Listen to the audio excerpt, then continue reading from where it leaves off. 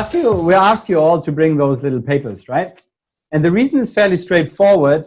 We want you to take either side of the coin. So I'm going to ask you a question right now, and I want you to hold up your very, very first answer. And the first question is, where do you see the future of employment in hospitality? Outsourcing or building talent in-house?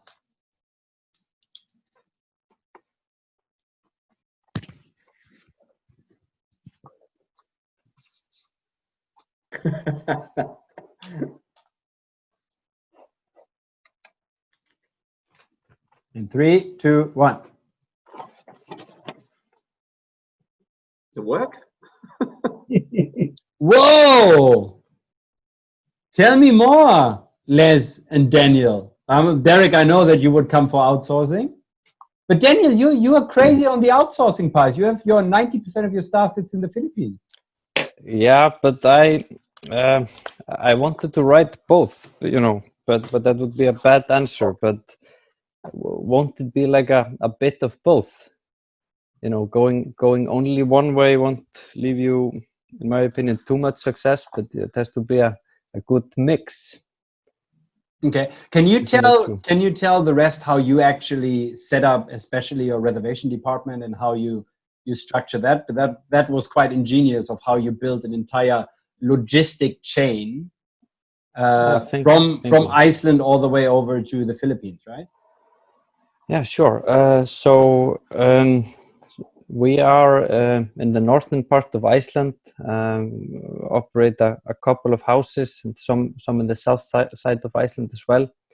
And one of the things we have to deal with is the highest labor cost in the world, I assume, where we have the minimum wage about 320,000 Icelandic krona. That's about 1,900 pounds. So and for us not being a big hotel or too many rooms, we couldn't hire and operate a big back office. So we set up a chain of solutions that are connected together and operate by having people working for us in the Philippines mainly, that take care of tasks, routine tasks. So for every guest that's arriving to us, we've set up a series of checklists that are allocated in task members, and then they mix up between task members, so they are indeed like auditing each other's works prior to the arrival of the guest, and that way, with Fabian's help, and we did some trial and error, we've managed to eliminate much of the problems we had prior to that. So we managed to scale up and increase our the service that we were able to provide with the help of these solutions. And then mainly we've been using our PMS has webhooks, so we can drop information into all these other solutions. We've mainly been using Trello to manage what our back office staff is doing. But I recently found a tool called Coda, and I'm restructuring how we do it, and it has some amazing potential that would be nice to share with you if you're interested. Because you essentially took different tech from other industries and strung them together and said, okay, how can I get it from my PMS through some kind of a webhook drop into a Trello? In a Trello, how can I then use it with another webhook to actually call it whatever it might be, right? Yeah, exactly. So what we found out was that when you have just checklists and they're not allocated in any specific person, it's just do the things that are on the list.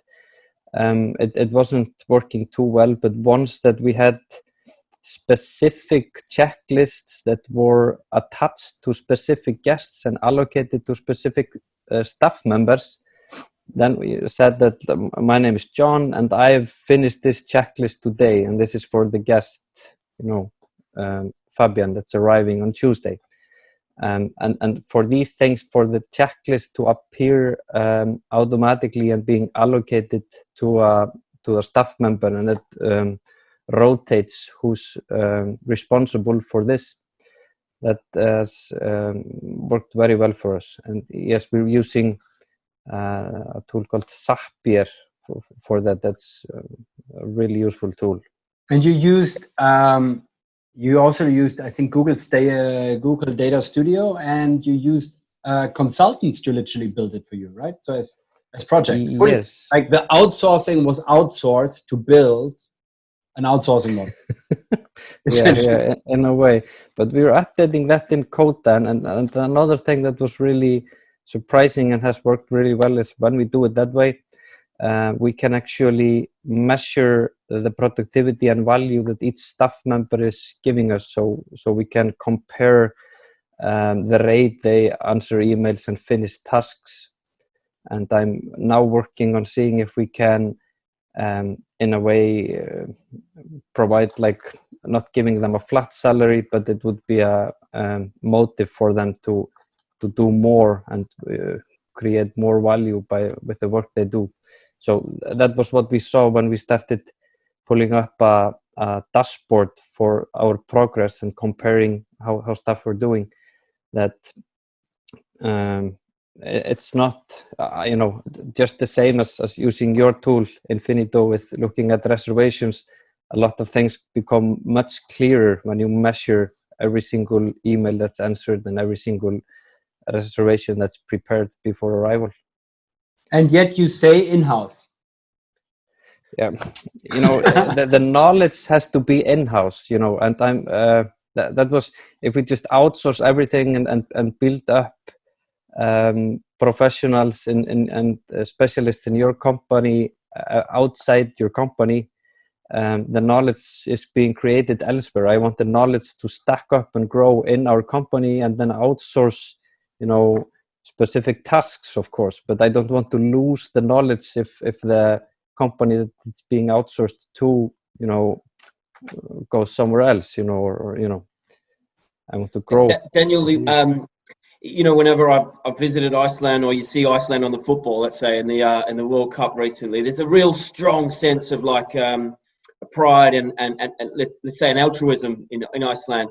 How has the local market in Iceland reacted to you offshoring work?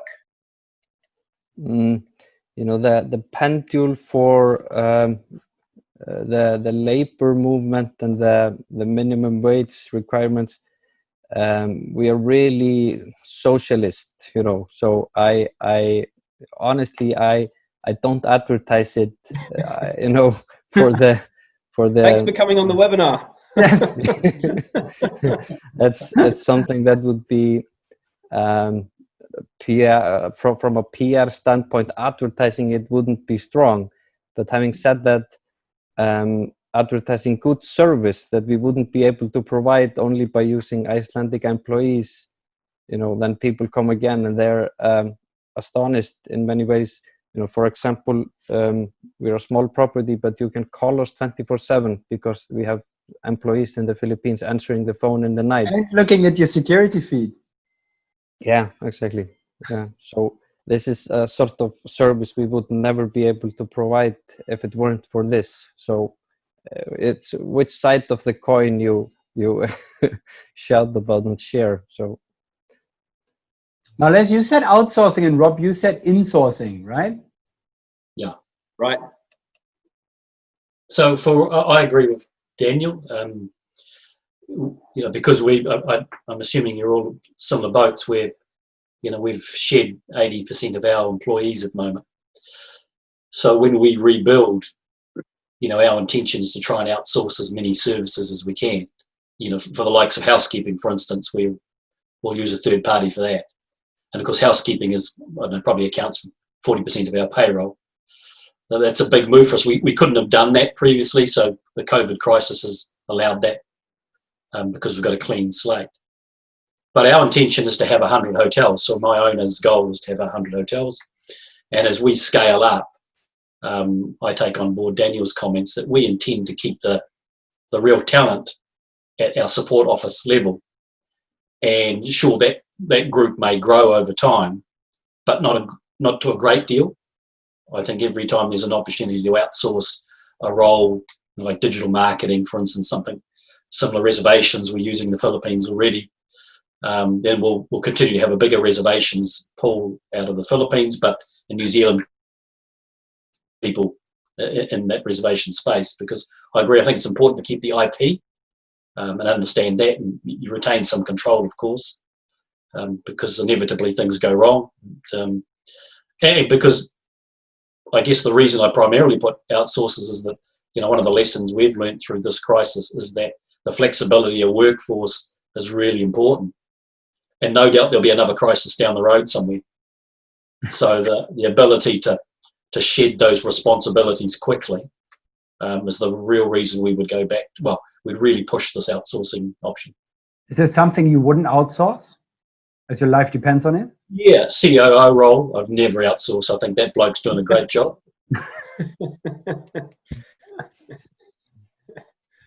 Rob, Very good. everything in-house?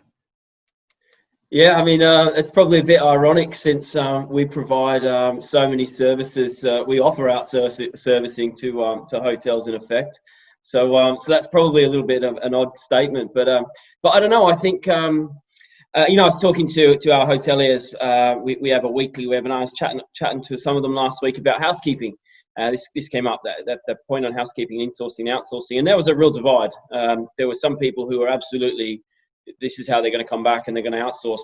But there was a real strong sense of, particularly from the more family-run businesses, that there was no way in the world they were going to outsource that. And they were, we're talking about clean times per room and all this sort of stuff. And they were like, look, I'll accept that there's an extra few minutes on a clean time with the housekeeping staff that I've got, but I've had them for 15 years. I know they're going to turn up every day. I know they're not going to, there's a reliability factor and a trust factor that comes with that. And they held that really, really, as a really high part of the high priority in their business. So there was a real divide. It was interesting conversation. I can imagine. Now, Les, you said something interesting you said something around the shave it off or shed it off when there is another, so the ability. Now, Derek, you sit at the receiving end then, no? You essentially, when you go into your own crisis mode the moment pandemics hit, you kind of go like, okay, yeah, bye guys, I'm the first to go. Is that happening, or you see actually more demand? It's a bit of a catch-22 situation. Obviously, the COVID-19 has impacted all of us in some way or form. However, we've actually managed to secure more contracts during COVID-19. So new hotels, purely on the basis is that they've realized now that either their commercial setup is not correct, distribution is not correct, even just their general strategies aren't correct. And instead of hiring someone now or realizing they need to hire someone now, they're starting to look at outsourcing that, because it could be based on various aspects. It could be retainer based, it could be percentage of base. So the ability to flex a pricing module or a cost model for a hotel is super easy when outsourcing. When hiring a full-time talent, you're paying the face value of that talent. You want the best commercial director in Asia, you're going to pay the price for the best commercial director in Asia. Want the best commercial directing company, a different story, because it can be tiered in, because a company has potentially got other customers and other sources of income, where a person is a person, and that is their livelihood. So I do understand that, yes, it's easy to cut off contracts when something like this does happen, but there's a very high chance that this business might have a built cash flow or other income streams, where if you retrench a person, on the other hand, yes, it's going to make you a quick saving, but from a talent retention point of view, it becomes difficult. In our country, or say South Africa, for example, if you retrench someone or formally retrench them, you're not allowed to fill that position for 12 months. So legally, if we retrench the CEO, we legally cannot hire another CEO for 12 months. So is it worth having such a big gap in terms of talent, especially on your upper tiers? Or is it worth saying, okay, cool, we're outsourcing it to a company where we could create flexible payment terms and things like that, just so they can keep an eye on our business? Then it doesn't become a fixed cost to your hotel. It becomes a relationship-driven approach. So yes, we have seen a potential. We have seen some clients try to say, we sort of cancel outright. But if they realize the bigger impact of that, they step back and think about it. Say, is it worth it? Because number one, Africa is not renowned for its talent. So to find someone, it's going to be difficult. And then number two is to start over from scratch with a whole new approach, a whole new strategy. How would that actually impact the business? So it's a combo of the two, but we haven't seen any hard cancellations as a result of this yet. Okay. Next question for everybody. What is more valuable at this point in time and in the next 18 months? Jack of all trades or highly specialist?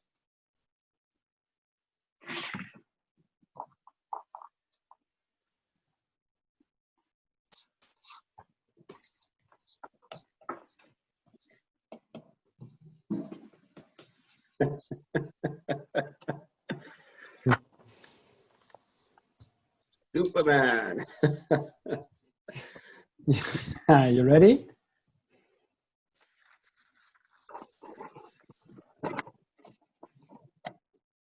Specialist, in turn, specialist. Okay, you're Jack and Jill, Les. Yes, that's because our current hotels, the operating hotels are down to 5 or 10% occupancies. So in those hotels, the operational people are people we've chosen because of their all-round skills. They can make a barista coffee, can clean a room, check someone and answer a phone. So that's where we've gone to in an operational sense. Certainly, though, at a support level, we would obviously look to retain our specialist people, and we have there, although we've halved the number of people in our head office, and we're hopefully retained the key talent. But certainly operationally, at this point with real low occupancies, the jack of all trades is where we're at. At what point would you change your opinion then? Oh, certainly as revenue begins to grow, Okay. We'll have to re-employ specialists. Do you think it's more difficult to put an advert out there saying all-arounder, or to say need somebody for front desk or F&B or something? Well, unfortunately, Fabian, it's really easy to get someone because people are desperate for jobs.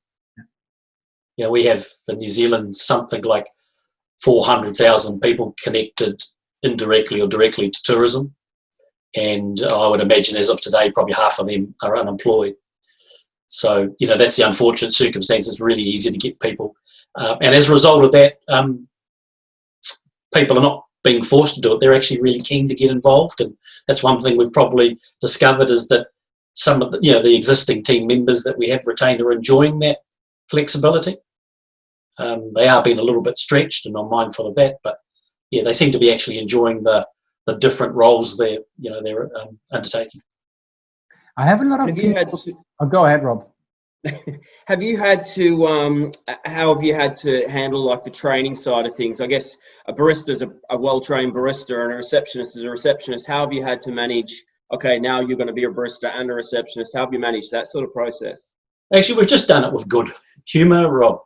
The hotel manager making coffee has caused a lot of laughter at an operational level, and they've come in for a lot of criticism. As you know, it's kind of the Kiwi way. If you can't do it, we take the piss. And Aussies do the same. So I think people have actually enjoyed it because there's a real sense of camaraderie.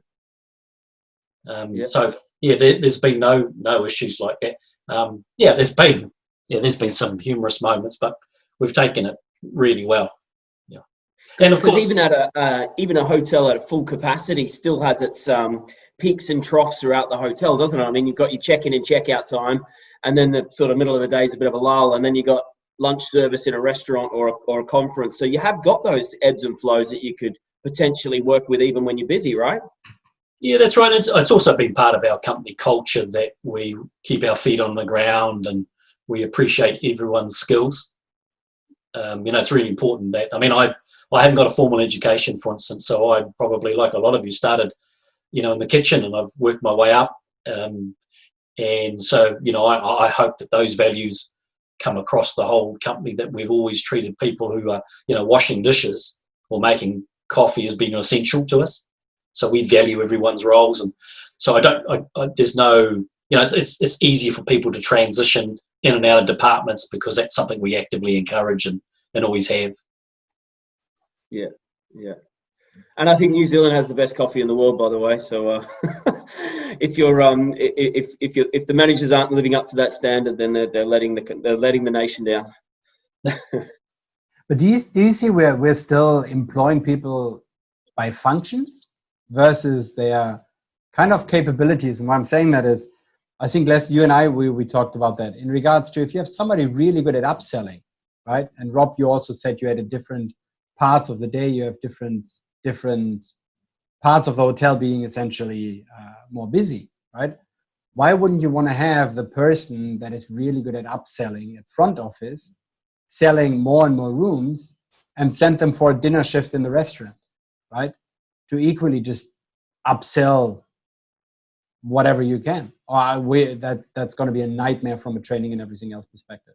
Yeah, Fabian, sorry, could I just comment on that? That certainly in Australia, and Melbourne, Sydney, and I've just come back from New York a couple of months ago. What I noticed in those hotels and the way we're building our new hotels is that, when you walk into a modern hotel now, reception, bar, restaurant, potentially all at the same counter. So whereas maybe in the good old days when Fabian was young, there might be a receptionist and all she did was that. But now the expectation on that person is that they can pour you a drink, make you a cup of coffee, check you in, potentially park your car if need be. So I think there's been a physical change in the way we interact with our guests. And so I think there's a real move to making sure that our guests are even more, catered for, and our staff's are more flexible, kind of, Rob, like an IBIS style approach, I guess. You're seeing that come really through to even 5-star hotels now where, that's just a physical change. That's certainly what I've noticed. I don't know if you gentlemen have seen the same around the world. But Daniel, you essentially refurbed your entire hotel, right? You put 3 buildings and connected them. Sure. Do you have it separated, or you kind of have the same? So it's an ongoing project. So we have it's actually 6 buildings in total. But we're working on the we recently came out of a construction building a big part of it, and thank God we hadn't started building the next phase before COVID. It was one of the upsides of doing it this way is we can do it in parts and then stop in between. Like now, we were lucky with the timing of all of this, so and we hang on a little bit. But I wanted to comment on your question there that so it's actually something we've been actively coming from being a family operated business, and at first we were surely trying to be like a Swiss Army knife doing everything, and the danger for that in my opinion, or where we've gone off the rails, is that doing a lot of things poorly, or a lot of things not to the standard that we'd like to do them, and I'm sure that when you're doing everything, it's you have to the management becomes more hard, looking in every single corner and seeing, and we're constantly overseeing cups of coffee not being made well enough by certain staff members, and then you think, for how long have I missed this? So that's why we've been recently trying to go in the direction of doing fewer things better and outsourcing. For example, we managed our own laundry before. Now we've outsourced that. We used to do the restaurant ourselves, and then we found this amazing chef in the town that took over that part of things. So I'm, at the moment at least, I'm really fond of the idea of having specialists in each category of the operation, and also it becomes more clear probably for us. Our town has 18,000 people, so if I go ahead and advertise in the TV schedule here in the town, the printed version for a price manager or a rate manager, and looking for a Fabian in this town, that would be a hard task. He doesn't exist. he's only in Singapore. Yeah. So when we realized, okay, we can actually do it this way. We can find specialists, and because we're in the 21st century, we can have a specialist in Singapore helping us doing some amazing things with our rate management, and we're going in that direction. And so that made me think about the potential that all of these solutions have, having specialists coming into companies like ours that isn't huge, isn't a enterprise like you guys are working for, but it's a really exciting time to operate a medium or small accommodation business, having the potential of using guys like Fabian and more specialists.